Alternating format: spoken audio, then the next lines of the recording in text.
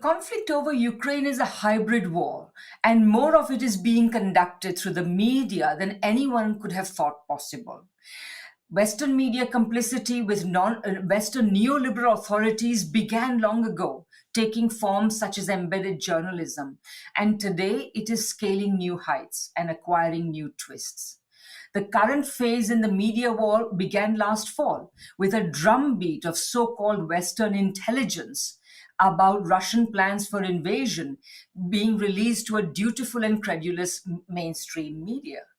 It was, of course, not so much intelligence as a war operation itself, designed as much to provoke Russia as, by portraying provocation as prediction, to patch up the reputation of US intelligence agencies, which lay in shambles after the ignominious withdrawal from Afghanistan last August.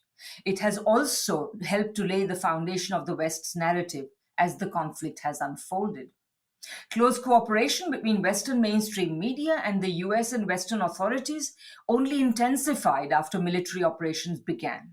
It takes many forms. One major one is the more or less exclusive interest in human interest stories that engage Western publics exclusively at an emotional level and are informationally rather empty. Time was when the news ended with one human interest story. Today, it seems that all the news is human interest. The the complicity of the Western media with Western neoliberal authorities also takes other forms. There is the lionization of the Ukrainian leadership, particularly Volodymyr Zelensky, covering up its manifest dereliction of duty in relation to Ukraine's people. There is the jaundiced coverage of Russian statements. There is the refusal to acknowledge the existence of neo-Nazis in Ukraine, its government and its military. There is the erasure of the 8-year-old civil war. There is the portrayal of Putin as mad or evil so that Russia's legitimate security concerns don't have to be acknowledged. We could have a much, much longer list than just this. Most thinking members of the public are aware that they don't get the full story. I can't count the number of people who have said to me, I don't know where to go to get the real story of this war.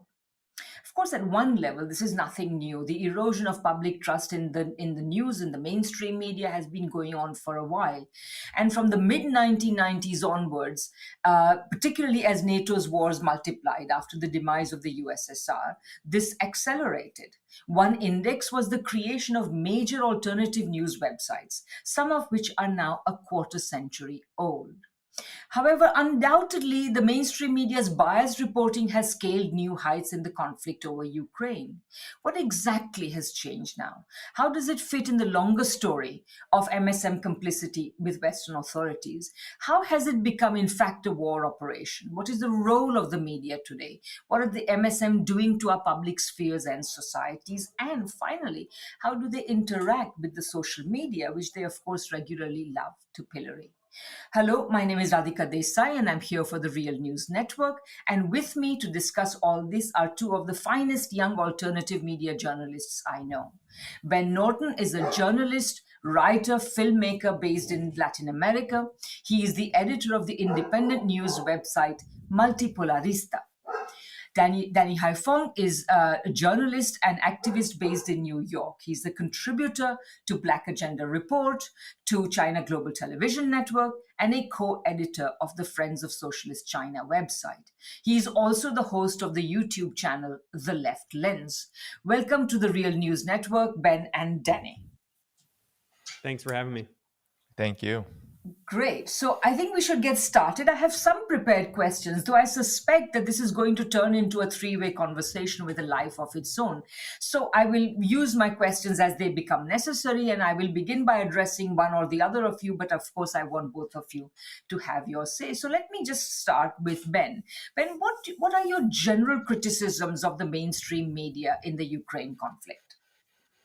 Well, I think we've seen the further consolidation of a trend that has gone on for many decades of the corporate media, and not even just the corporate media, just Western media in general, acting simply as mouthpieces for Western governments. There is really no difference at this point between the Western media and what Western governments say. The uniformity of the narrative is breathtaking. We've seen that basically any claim made by anonymous US intelligence officials is treated as unquestionable, wholly fact. Any unsubstantiated claims made by Ukrainian government officials are also unquestionable fact. You cannot challenge it. If you challenge any of these claims, then you are called a Russian propagandist. You are spreading disinformation. Of course, this is not new. Those of us who have been involved in the anti-war movement have seen for many decades that Western media outlets have acted as water boys, as stenographers for Western governments, infamously laundering claims of weapons of mass destruction in Iraq to justify the illegal invasion. It claims that Saddam Hussein and his army were taking babies out of incubators to justify the first Gulf War in 1990, 1991. The false claims that Muammar Gaddafi was giving Viagra to his soldiers and encouraging sexual violence in Libya to justify the destruction of the most prosperous country in Africa by NATO in 2011. We've seen these lies for many years, but I really think that at this moment, it is truly dystopian, the degree to which every single talking head in mainstream corporate media, in both print and TV, is simply just regurgitating what Western governments say, and there is not an ounce of criticism or skepticism. Thank you. And Danny, what would you say? What would you add to that? Well, I think we've seen just an incredible amount of lies by omission. So what we've had is the corporate media, the Western media, completely embrace Vladimir Zelensky, the Ukraine president, as some kind of hero. He has been made out to be some kind of vanguard force for peace and freedom and quote unquote democracy. We've heard over and over again about how heroic he's been in the West. The Western media has been more than happy to literally promote fake photos of him visiting the Donbass region years ago as somehow some kind of proof that he's on the front lines fighting with Ukraine's military. The reality is that Volodymyr Zelensky was elected to actually wage peace in Ukraine, to actually build momentum for an end to what the media, Western media, never talks about, which is how ever since the 2014 coup, which was sponsored by the United States, there has been a civil war in Ukraine facilitated and started by Ukraine's military, laying siege to the eastern part of Ukraine, the Donbass region, Donetsk and Lugansk, the republics that have since declared sovereignty and that Russia has supported in this military operation. So none of this context, right? The thousands of people who have died, I think the number is 14,000 and only growing, because in this war, we've seen Donbass be attacked by Ukraine's military, and there's no coverage of this. There's no coverage of the actual dynamics going on in Ukraine. And all we get are really just racist depictions of this conflict, right? Ukraine is white, it's European, and it deserves support from NATO. It deserves protection. Even World War III-like policies like a no-fly zone, right, are being promoted. While Russia is framed as this singular and unique aggressor that has absolutely no reason for doing what it's doing. So its concerns, its interests, and the decades of US NATO policy which provoked this conflict are completely erased. Absolutely. And one of the ways in which this works, of course, is by completely erasing the history, right, that has gone in the past, so that we're not able to judge what is true and what is false and so on. I mean, what would you say are some, I want to come back to that, but what would you say are some of the most outrageous claims that the mainstream media has made? Well, first of all, the claim that Russia started this war on February 24th, erasing that history that you mentioned. The fact is that this conflict in Ukraine, I mean, you could trace it back decades, but in terms of the immediate conflict, it has its roots in 2014 when the US government orchestrated a coup d'etat in which violent forces, far-right forces, overthrew the democratically elected government of President Viktor Yanukovych, who is falsely referred to as pro-Russian. I mean, actually what he was a neutral president who wanted Ukraine to balance between the West and Russia. And they overthrew the elected president and installed basically a Western client regime. And that is the regime that has waged this brutal war on the eastern Donbass region, as Danny mentioned, and that resulted in 14,000 Ukrainian deaths, according to the United Nations, from 2014, when this war began, until the beginning of this year. That's according to UN statistics. And furthermore, according to the UN Human Rights Office, 81.4% of civilian casualties in the past 4 years in the Ukrainian civil war were in the Donbass. That is to say that the Ukrainian government, backed by the West, and these far-right paramilitary groups that are backed by Kiev, they were responsible for over 4/5 of civilian casualties. These are people who are Russian-speaking Ukrainians in the East, civilians who were killed and wounded by the NATO-backed regime in Kiev. And that history is completely erased. I mean, not mentioning that history and acting as though this war began in February 24th when Russia invaded, that is not only propaganda, that is simply lying. The war did not begin when Russia invaded. Yes, Russia did escalate the war. Russia did violate international law, but the US has been violating international law for many years, I mean, around the world for decades, but in Ukraine specifically, the US has been violating the own agreements that it claims that it supports, specifically the Minsk II Accord, which goes back to 2015. The Minsk II Agreement is incorporated into international law because there is a UN Security Council resolution that recognized Minsk II as the way to end this civil conflict backed by the West in Ukraine. And the US government has pressured Ukraine to not implement Minsk II, violating Minsk II. So not mentioning any of that history, acting as though Russia is the unique villain and that nothing happened in Ukraine until February 24th. I mean, that is an extreme form of propaganda and fabrication. Absolutely. And Danny?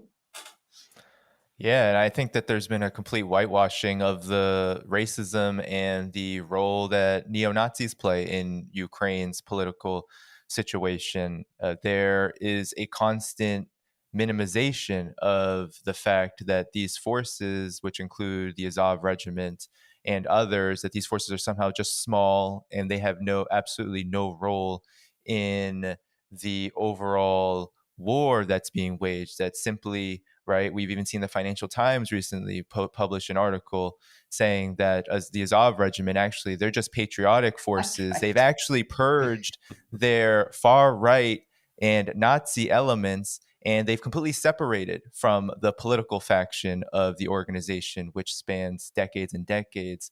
Right. I mean, these were forces that fought alongside the Nazis, alongside Hitler's Nazi regime, to wage a campaign of terror in order to invade the Soviet Union at the time. So these forces are being whitewashed and sanitized, and they're being portrayed as actually heroes, as just the most enthusiastic, even moderate, right? To take a cue from the old moderate rebels Ben used to host. They're literally being now framed as these moderate forces who just happen to be patriotic, and any kind of far right elements that they have ideologically, politically, in terms of their organizational behavior, that is actually secondary, tertiary, or just not relevant here, because Russia needs to be portrayed as having its own problems, as having this just penchant for aggression, this inherent need to be an aggressor. And even you have if you read these articles, a Financial Times piece, the New York Times has done the same thing. They constantly say that Russia also has far right forces. So they'll do this whataboutism, which people on the left, journalists like us, are accused of all the time, that we bring up. Well, Russia may have some legitimate security concerns here, given that there is a NATO expansion happening year after year after year, and Ukraine is now being considered for that very thing. And also Ukraine has this actual neo-Nazi problem where Azov is embedded in its National Guard, and they happen to be the most passionate fighters, the fighters that are willing to just kill Russians without any sort of hesitation. And we're supposed to believe that Russia just has absolutely no reason to be concerned about that, even though if you look at a map, eastern Ukraine, the Donbass region, literally falls along Russia's border. So this is actually an extreme security concern, but we're supposed to believe that because Azov isn't that bad, because I guess fascism isn't that bad anymore, according to the corporate media, that somehow Russia absolutely has no justification for what it's doing. Even if we don't agree with the actions, we're supposed to believe that this move by Russia somehow occurs in a vacuum. I mean, what really astonishes me as well is that until a couple of years ago, if you go to YouTube, you will find documentaries created by mainstream news media like Time magazine and like BBC Newsnight about Ukraine's very serious Nazi problem. And now when you say that there are Nazis and this is a problem, they say Nazis, what Nazis? And, they have all become reformed, etc. And the fact of the matter is that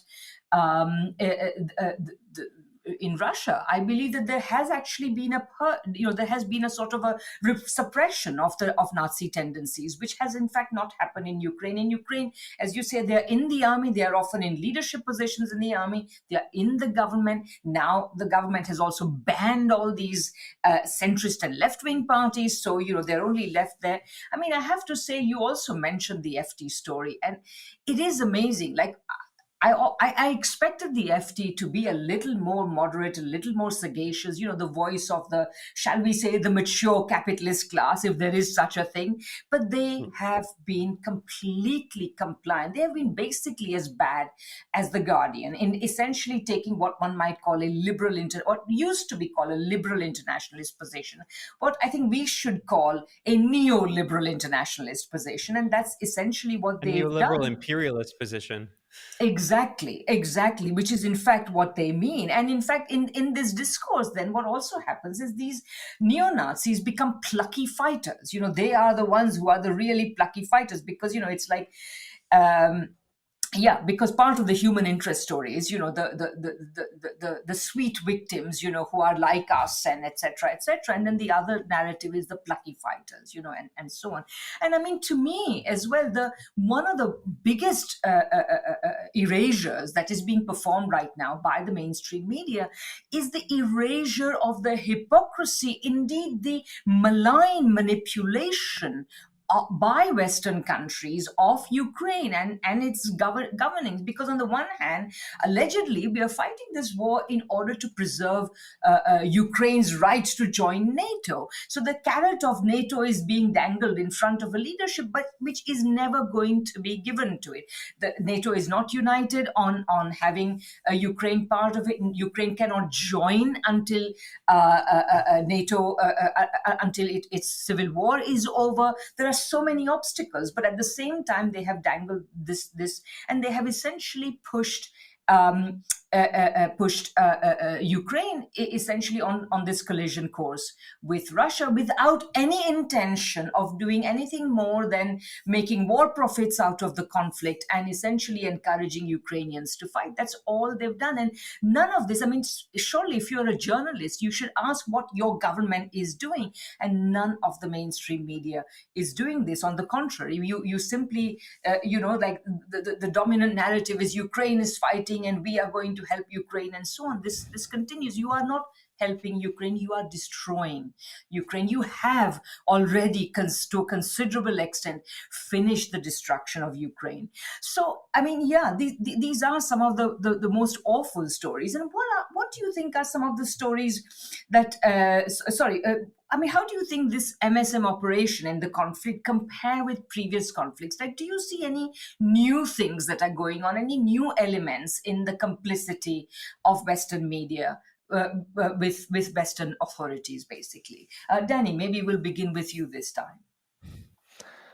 Well, I think the circumstances are very different than past conflicts because the United States and its media apparatus are completely wedded to the military-industrial complex, and they promote this idea that the U.S., right, that the U.S. has just the full authority to promote its hegemony and to enforce it by any means that it wants, and it can sanitize that by claiming that all of its military actions, its sanctions, etc., are all in the name of democracy and a rules-based international order. But Russia changed the calculation here. So in some ways, the media coverage is different because Russia stepped in and said, okay, we are going to have our security concerns be legitimized by taking a military action ourselves, by coming to the defense of Donbass and ensuring that these proposals that we had in December are taken seriously at some point in the future, right? Because I don't believe Russia wants this to go on forever, but I do think that there is a lot of calculations about, well, what will actually bring Ukraine to the table seriously? What will ensure that NATO stops its interference? And so, because of Russia's posture, I think we've seen the Western press try to reinvigorate a lot of these old narratives, right? That, the dictator narrative about Putin, how Russia is, this kind of singular aggressor, as we've said. And the United States has done this to much, much weaker countries in the past, right? Iraq was viewed in this way, right? Having weapons of mass destruction that it could use at any time. And that would be a threat to U.S. interests. The same goes for, as Ben mentioned, Libya, right? The same went for there. It's like there were supposedly national security interests in Libya that were being violated because Gaddafi was just that bad. And so they're trying to do that with Putin, but Russia occupies a much different role than even these smaller countries, right? There's a global significance here that I think is throwing the United States off. You even see in the Western press, there are debates about how well are these sanctions working, right? You'll see that because there is this real tension between how these sanctions are supposed to starve Russia into submission, but also how they impact Europe, how they impact the global economy.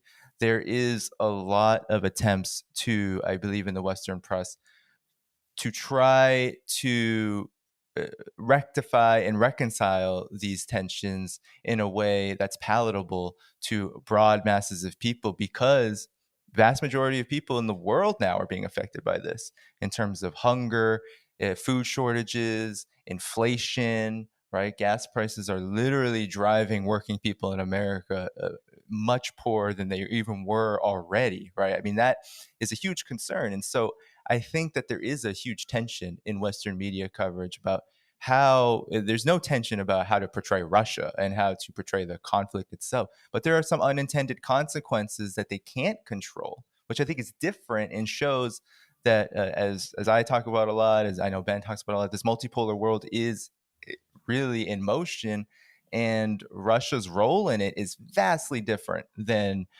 any kind of adversary that the United States has attempted to deal with so directly on the military front. Yeah, the United States has not yet confronted an enemy of the systemic weight of Russia. That's definitely a really new element. Ben, what would you say are some of the new elements in this present context vis-a-vis the media's operation compared with previous conflicts?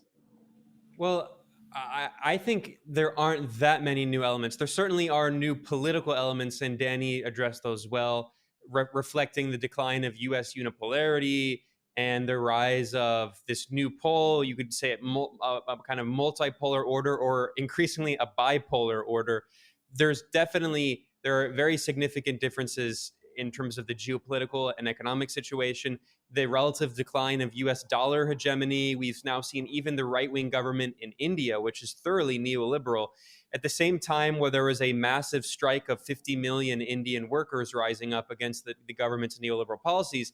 They also, out of their own national interest, they made an agreement to do trade with Russia in rupees and rubles. I mean, that's an incredible blow to dollar hegemony. So I think those geopolitical developments are very significant. But in terms of the media response, to me, it is so reminiscent of the propaganda and the information war that Washington waged against Syria, the idea of the moderate rebels, the idea that you can't criticize these perfect, heavenly so-called moderate rebels, many of which were linked to Al-Qaeda, the Syrian Al-Qaeda affiliate Jabhat al-Nusra, or simply ISIS. And of course, there are similarities to the propaganda campaign against Venezuela, against Iran, against Nicaragua. So there are many commonalities there. But I think there's also commonalities in the effects that we've seen that the Ukrainian people have suffered, which are never acknowledged by the media. And this is something I was thinking about earlier when we were talking about how the US and NATO are using Ukraine essentially to wage a proxy war with Russia. What is almost never mentioned in the discussion of this conflict is that thanks to the weaponization of Ukraine by the imperialist powers, by the US and Brussels, the people of Ukraine have suffered now to such a degree that their country has become the poorest in all of Europe. That fact, in my view, should be mentioned in every article about Ukraine. Ukraine has become the poorest country in Europe. Ukraine's GDP is still smaller now than it was in 1991 when it was the Ukrainian SSR, part of the Soviet Union. That is to say, the socialist Soviet Republic of Ukraine had a larger economy 30 years ago, 31 years ago, than capitalist Ukraine still does today. I mean, these are incredible historic facts, basic Very important economic fact. facts that should undergird any discussion of what's going on in Ukraine today. Not even to mention, as I said earlier, the 14,000 Ukrainians who have died in the past 14 years. And of course, none of this is part of the discussion. No, absolutely, and I would say that as Mearsheimer said, the U.S. wants to fight Russia to the last Ukrainian. It's just, and this is completely, we don't talk about it. And John Mearsheimer is a totally mainstream realist scholar, and he's saying this. Very anti-China, by the way. I mean, Indeed. I think Mearsheimer is a serious scholar. I think we should read his books and study him, but we should also understand that, there are people trying to portray Mearsheimer as like some secret fifth column who works on behalf of the Eurasian powers. No, actually, his whole argument is the Kissingerian argument. His argument is that Russia is a declining power and China is a rising power, and the real enemy of the U.S. empire is not Moscow, it's Beijing. Indeed, exactly. And I just wanted to pursue this a little bit more. Like, to me, at least one, it seems to me, I mean, you guys are more experienced at all this, but it seems to me that one new element in this is the peculiar interaction between mainstream media and social media in this particular conflict, and the whole fake news narrative. So that the fake news narrative now takes the form of, well, they are producing fake news. Everything we say is fine, and they are producing fake news.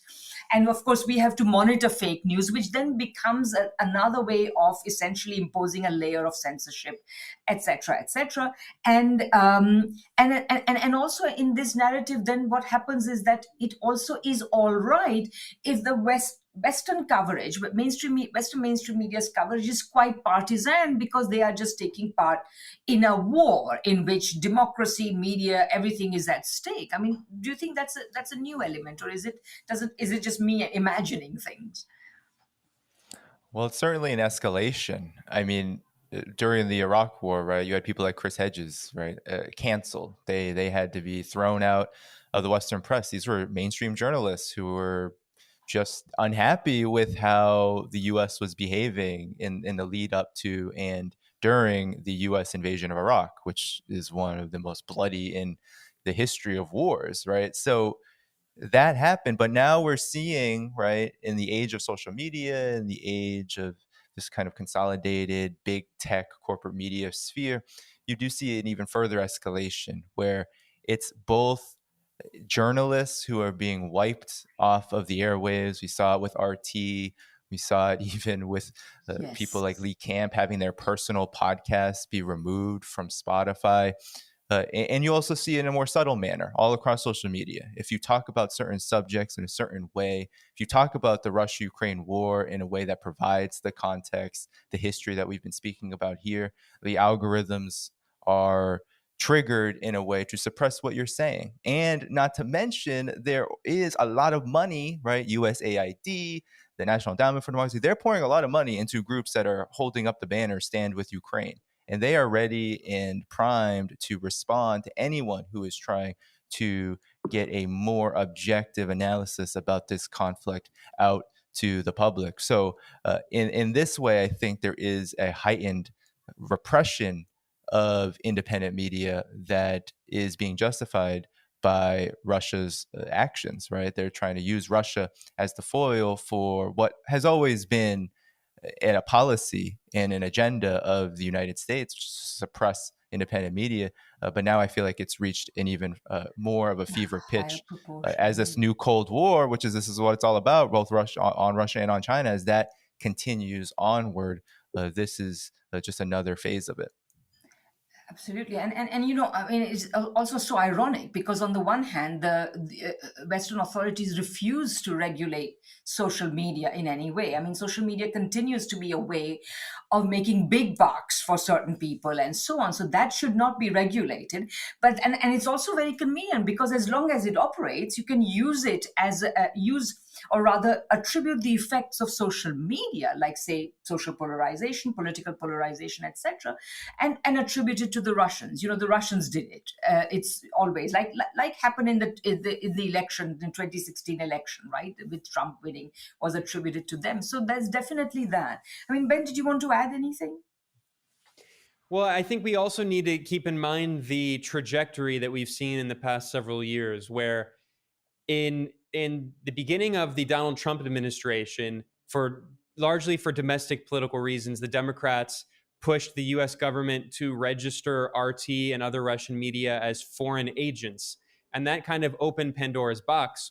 And there's a historical irony here because there were people in the Democratic Party and the Republican Party in the US ruling class who wanted to ally with Russia against China to prevent this greater Eurasian partnership, to prevent the strategic partnership we've seen between Beijing and Moscow. And ironically, it was in many ways Russiagate that prevented that from ever happening. I mean, it put the nail in the coffin in terms of US attempts to divide China and Russia, at least in the short and medium term. But in terms of censorship, we also saw that the seeds were planted, claiming that these Russian media outlets were foreign agents. And then we saw that balloon to target Iranian media outlets like Press TV and Ispan TV. And then that balloon further targeting Chinese media, including CGTN and other outlets. So basically, we should keep in mind that there's a trajectory here. The censorship of Russian media is not, the censorship that we've seen in the past month after Russia's invasion is not by any means new. It's a further intensification of a trend. And we can see that trend going in a certain direction, and it's not going to stop here. The US government, which is driving this, and also the European Union, which, by the way, today is March 31st. Yesterday and today, the European Commission, the European Union leadership, which is unelected, by the way, they love to wax poetic about democracy and lecture the global South about so-called democracy while they're unelected imperial bureaucrats. But they just had a meeting. The European Union leadership had a meeting with Google to discuss new forms of censorship of so-called Russian disinformation, in scare quotes. And incredibly, the European commissioner tweeted that there's a particular emphasis on the African continent. He said, there's a problem of Russian disinformation on the African continent. So we have, white European colonialists meeting with Google to talk about why those Africans are supposedly not smart enough to know what Russian disinformation is. So we have to be the white saviors who censor so-called disinformation on their behalf. I mean, this is a trend that is going to continue getting worse and worse. And absolutely. And one just has to remember as well is that, the European Union's position in this conflict is a rather ambiguous one, because on the one hand, of course, they have historically wanted to assert themselves, their own autonomy vis-a-vis the United States. And this has always involved closer relations with Russia. And now, of course, also with China. And this has, sort of peeped over the parapet every so often. And then the US has, of course, tried to resubordinate them. And we are looking at another such exercise in resubordination. But the Europeans, in this context, you have to also remember that the Europeans regard Africa in much the same way as the Americans regard Latin America, as sort of their backyard, although the Europeans are not crass enough to say so. But that is, there has been a historic relation there. And I think that this whole focus on Africa is, I am pretty sure, connected with that. Because, at one level, you cannot erase the level of energy dependence that Western Europe has on Russia overnight. So we are already seeing, cracks in the sanctions, et cetera, and should things go wrong for the United States in this situation, in this war it's conducting against Russia, as I see it, the forces of European autonomy and perhaps an autonomous European imperialism will reassert themselves. And that's kind of what we're looking at. So yeah, I mean, we should probably draw at some point soonish this conversation to a close. But I do have a couple of other questions. I mean, do you think? I mean, when you think about how the MSM works in relation with Western authorities, Western governments, and so on, what are some of the main elements of this relationship? What are the main structures and processes of this relationship that you consider significant? I mean, things like National Endowment for Democracy. But going on from there, what are some of the main lines or along which this relationship is constructed? Ben, please go ahead. Yeah, in terms of their role in Ukraine? Yes, or more generally in these wars, but definitely in Ukraine, yeah. Well, on the subject of the National Endowment for Democracy, which very briefly for people who don't know, this is a major CIA cutout. It was created by the Ronald Reagan administration and specifically Bill Casey's CIA. And the co-founders of the NED acknowledged that basically what it does is use the idea of so-called democracy promotion as cover for CIA operations to advance U.S. foreign policy interests. And interestingly, the NED does have a grants database, which includes information, publicly available information about U.S. government funding in different countries around the world. And after Russia invaded, that public data mysteriously disappeared. So, I mean, the NED has deeply penetrated Ukraine. We know this for many years. In fact, I talked about the U.S.-sponsored coup, the so-called Maidan coup in 2014 in Ukraine. But we can go back to 2004, the so-called Orange Revolution, which was one of the textbook color revolutions backed by the U.S. government. And it was another soft coup against the same leader in Ukraine, Viktor Yanukovych, who is called pro-Russian, but actually is neutral. He wanted neutrality for Ukraine.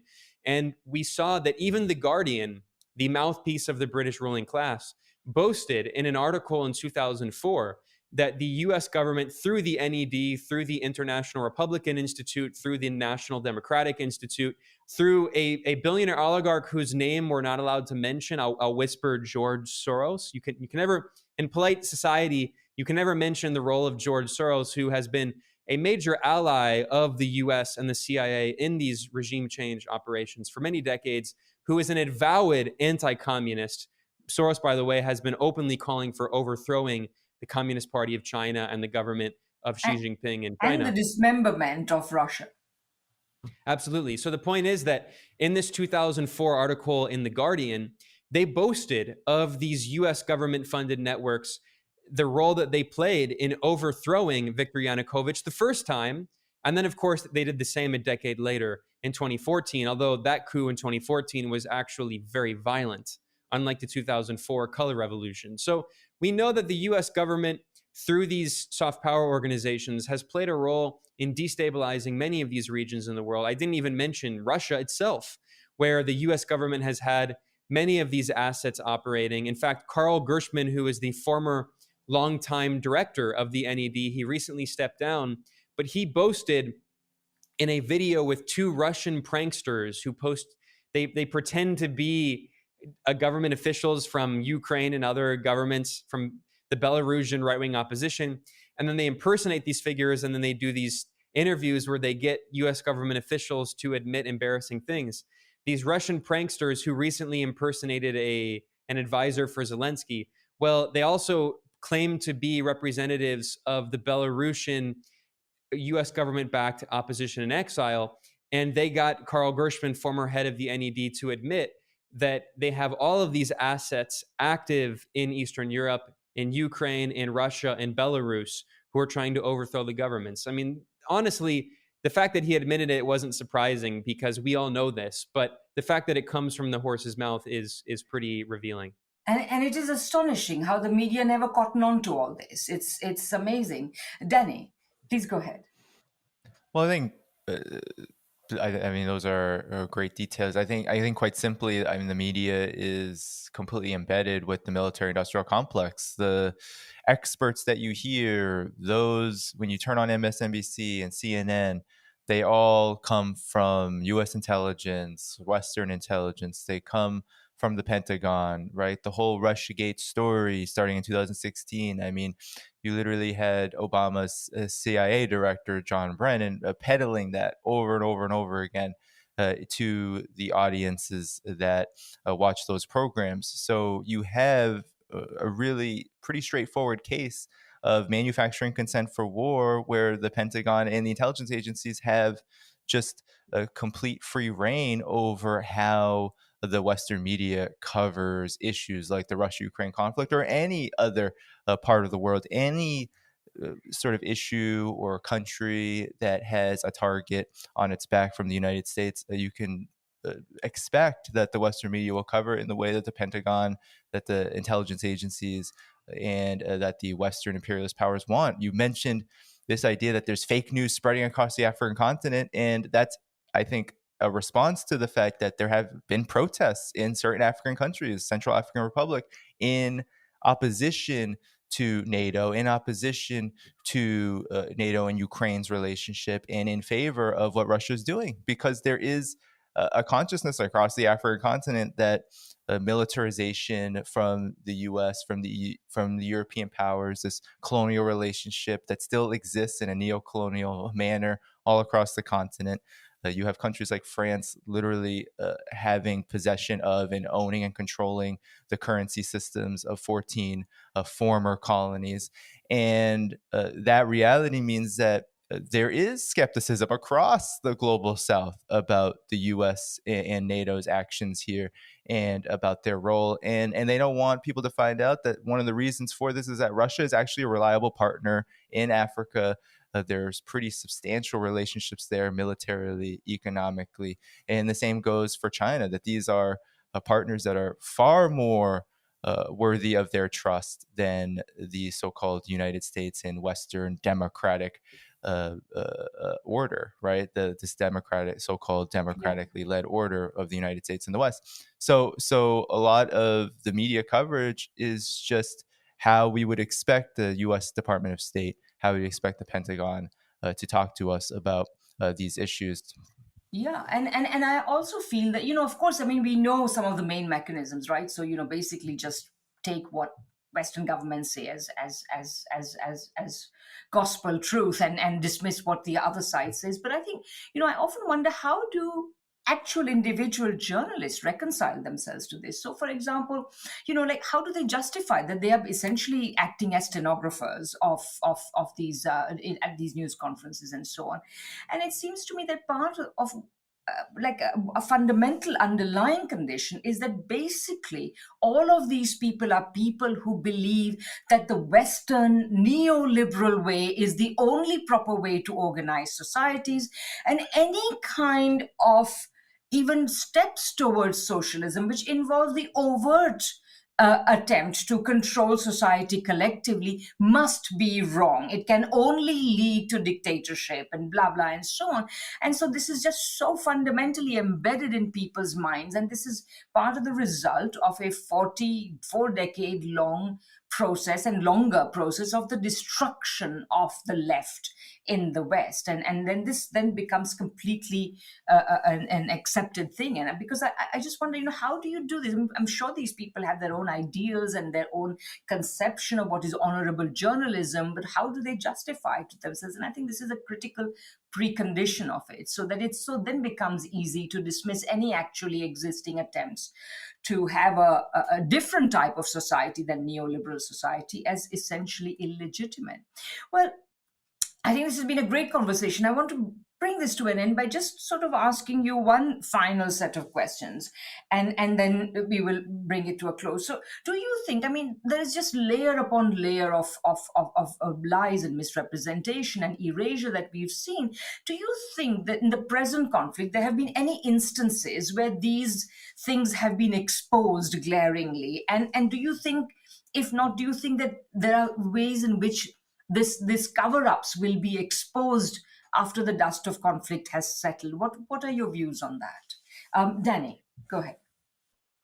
Yeah, I mean, I think that there has been plenty exposed, but in terms of the impact on consciousness and how people view the conflict, there is this extreme propaganda war happening. So even when things are exposed, right, I think we've seen over and over and over again how the Western media just cannot seem to find any Ukrainian military forces that aren't wearing some sort of neo-Nazi badge or some sort of paraphernalia, right? They seem to be embedded with Azov regiment and these other neo-Nazi forces, but they continue to say the opposite. And that has been exposed by many people who are doing the real work and saying, well, this is a contradiction. NBC's Richard Engel is literally embedded with these forces and how they're teaching grandmas and children how to shoot guns to kill Russians. And they're all wearing the black sun, and we're supposed to believe that these forces are small. That has been exposed to a degree, but there is this reality that the Western media has such a monopoly on information, and that we just hear over and over and over again how any kind of critique of how they are portraying this conflict is just illegitimate, and that it's just fake news, that it's just Russian propaganda, and that we should just simply view this war as Russia destroying Ukraine for the sake of destroying Ukraine because it has its own expansionist dreams, completely independent of anything that the United States and NATO are doing. So I do think over the course of this conflict, we've seen over and over again how just the narrative that the United States and the West has laid out is very contradictory, right? This notion that sanctions are actually a boon for the Russian people, right? And actually great for the world. That has been Joe Biden himself went on all the nationally televised networks and said that that was the case during his State of the Union address, even going so far as to say that sanctions actually take down the oligarchy and redistribute wealth. But the reality is that sanctions actually impoverish everybody, and now they're blowing back to the United States and the West, right? In terms of how the economy has been affected and the price rises, etc. But the Western propaganda war against Russia and against any independent voice that speaks out has been so strong that even these cracks, which are very significant, tend to be marginalized. But we also have signs that this propaganda war doesn't work so well when actually it begins to impact Americans and people in the West. That because there has been such a significant impact on people's pocketbooks, there's a lot of fear about a nuclear war. There was a recent NBC News poll that showed that a lot of people, the vast majority of people, are fearful of a nuclear war. And they believe that a war with Russia is actually happening now between the United States and Russia, or will happen very soon. And I think that is indicative of how even with all of this propaganda, the United States can do no wrong, Europe can do no wrong, NATO is united. The material reality is that the United States and Europe are waging an aggressive campaign of war, an information war, a military war, an economic war on Russia, and that this is having severe consequences for all of humanity. And that cannot be hidden despite all of the propaganda. Very observant, and thank you, Danny. And Ben? Well, just to wrap up here, I'll say that we should listen to what U.S. imperial planners and war criminals are saying openly in their publications. Elliot Cohen, who is a renowned warmonger, he was in the Bush administration as a senior advisor to Condoleezza Rice when she was Secretary of State and an architect of the Iraq War. Elliot Cohen published an article in The Atlantic boasting openly that the U.S. is waging a proxy war against Russia. He said that openly. And he said that the U.S. is using Ukraine to wage proxy war on Russia. And he applauded the Biden administration for sending tens of thousands of anti-tank missiles and also over 2,000 anti-aircraft missiles, and called for more weapons. He said that it should be turned into a flood of weapons. The trickle of weapons should be turned into a flood, he said. We also saw Hillary Clinton, another notorious war criminal, who helped oversee the war in Libya in 2011, the war in Syria. And she openly declared on TV, boasted that the U.S. is waging an insurgency strategy like it did in Afghanistan in the 1980s. Of course, she didn't mention the historical repercussions of that U.S. proxy war in Afghanistan against the Soviet Union in the 1980s. It gave birth to Al-Qaeda and the Taliban. It also has destabilized that region, not just Afghanistan, but also neighboring parts of Pakistan for decades. The people in that region are still suffering the consequences of that US proxy war in Afghanistan in the 1980s. We, of course, saw that the US and NATO militarily occupied Afghanistan for the past 20 years, and the government in Afghanistan is still not very stable, and the people of Afghanistan are suffering because the US government and European Union basically stole their central bank's reserves, billions of dollars, which is resulting now in a famine that could kill millions of Afghans. So the point is that we see Western politicians, specifically US politicians, make these flippant comments about how they're waging a proxy war and they're going to turn Ukraine into the new Afghanistan without any acknowledgement of the massive human suffering that they have unleashed in Afghanistan and Syria and Libya and still ongoing right now in Yemen, where over 377,000 Yemenis have died, according to the United Nations. So we need to have all of those details in the back of our minds. We need to be, when we're talking to our friends and families, we need to be stressing these details because it really shows, I think, it reflects a kind of sociopathic mentality that is really mainstream in US political circles and reinforced by bourgeois media that devalues the lives of billions of people in the global South and treats even Ukraine, where while the media is pushing these white nationalist tropes about how Ukrainian lives are more valuable than Yemeni and Syrian and Iraqi and Palestinian lives because they have blonde hair and blue eyes. Even at the same time, they have this double consciousness where they actually don't even care about Ukrainian lives. They're more than willing to use Ukrainians as cannon fodder to wage a proxy war, which they admit is a proxy war. And what is the goal of that? The goal is very clear. It's to maintain unipolar US hegemony, to keep the US empire as the unchallenged hegemon on the planet. And that's not to benefit the people of the United States. That's to benefit Wall Street and a small handful of billionaire oligarchs. That's a really fitting, I think, set of concluding remarks, Ben. Let me just add 3 points. I mean, firstly, that you're absolutely right about what the US wants to do. However, the US's capacity to achieve that aim is massively limited right now. Its military capacities, its economic attractiveness is decreasing as we speak. The weaponization of the dollar system and all sorts of payment systems, etc., does not help. So, in a certain sense, as the US is trying to try to essentially unify and subordinate a unified world and to itself, it's actually going to accelerate the process of the division of the world, like you said, into a bipolar world. Maybe you'll have to change the name of your website again. But I think that's one thing. But at the same time, the US is not going to let up doing this because it has no plan B. It's the only plan it has is to pursue this to please its at least as far as we can see right now. There's no plan B, and so it's going to want this conflict to fester. So the idea I put forward earlier that perhaps the dust will settle and we will find out the truth. I think this is also certainly the US will do everything it can to make this recede. And finally, it seems as though we're really moving into a dystopic future because on the one hand, as everybody knows, the forces of the right are rising everywhere.